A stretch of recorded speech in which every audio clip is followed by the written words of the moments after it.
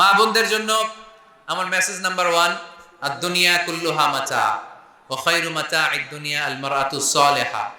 এই পৃথিবীতে আমরা যা দেখি সব সম্পদ, আর এই সম্পদের মধ্যে সবচেয়ে দামি সম্পদ হচ্ছে নেককার নারী। এজন্য যে মায়েরা আজকের প্যান্ডেলে এসেছেন, আমি কারো ছেলের মতো, কারো ভাইয়ের মতো, আমি এলাকারই সন্তান, আমি আপনাদের কাছে দোয়া চাই আমি যেন কোরআনের কথাগুলো ছড়িয়ে দিতে পারি।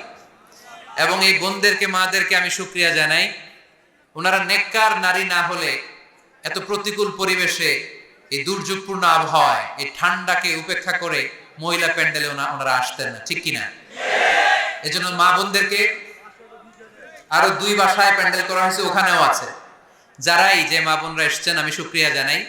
মা বোনদেরকে কোরআনের কথা শোনানোর সুযোগ করে দিতে হবে বেশি, কারণ তাদের পেট থেকে আমাদের আগামী প্রজন্ম আসবে, ঠিক কিনা? তারা যদি কোরআনের মাহফিলে আসে, কোরআন হাদিস পড়ে, তাদের পেট থেকে বড় বড় আলেম বেরোবে, হাফেজ বেরোবে, দেশপ্রেমিক আলোকিত মানুষ বেরোবে, ঠিক কিনা? আর তারা যদি জি বাংলা নিয়ে পড়ে থাকে, স্টার জলসা নিয়ে পড়ে থাকে, হিন্দি সিরিয়াল নিয়ে পড়ে থাকে, টেলিভিশনের নাচানাচির অনুষ্ঠানগুলো নিয়ে পড়ে থাকে, তাহলে তাদের পেট থেকে বেরোবে কুখ্যাত সন্ত্রাস।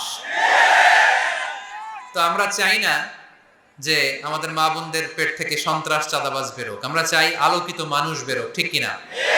এই হচ্ছে মহিলা প্যান্ডেলের জন্য message number 1। Message number 2, Bishnu Islam বলেছেন, আল মারআতু ইদা সাল্লাত খামসাহা ওয়া সামাত শাহরাহা ওয়া আতাআত বা'লাহা ওয়া হাফিজাত ফুরুজাহা ফালতাদখুল মিন আইয়ি আবওয়াবিল জান্নাতি শাআত।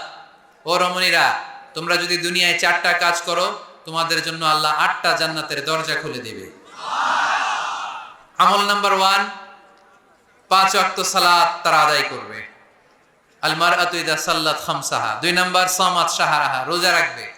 হাফিজাত ফুরুজাহা, লজ্জাস্থানের হেফাজত করবে। 3 নাম্বার। 4 নাম্বার, আতাআত বা'লাহা, স্বামীর আনুগত্য করবে। এই 4টা কাজ কোন বোন যদি করে, তার জন্য কিয়ামতের দিন বিচার শেষে 8টা জান্নাতের দরজা খুলে দিবে কে? আল্লাহ। আল্লাহ আমাদের প্রিয় মা বোনদেরকে সাইয়্যিদাতুনা খাদিজাতুল কুবরা রাদিয়াল্লাহু তাআলা আনহার মতো কবুল করে নিক। আমার যুবক ভাইদেরকে সাইয়েদনা ওমর ফারুকের মতো আল্লাহ কবুল করে নিক। আল্লাহ আমাদের সবাইকে কথাগুলো বুঝার ও আমল করার তৌফিক দান করুক। আমরা পড়ি আমিন।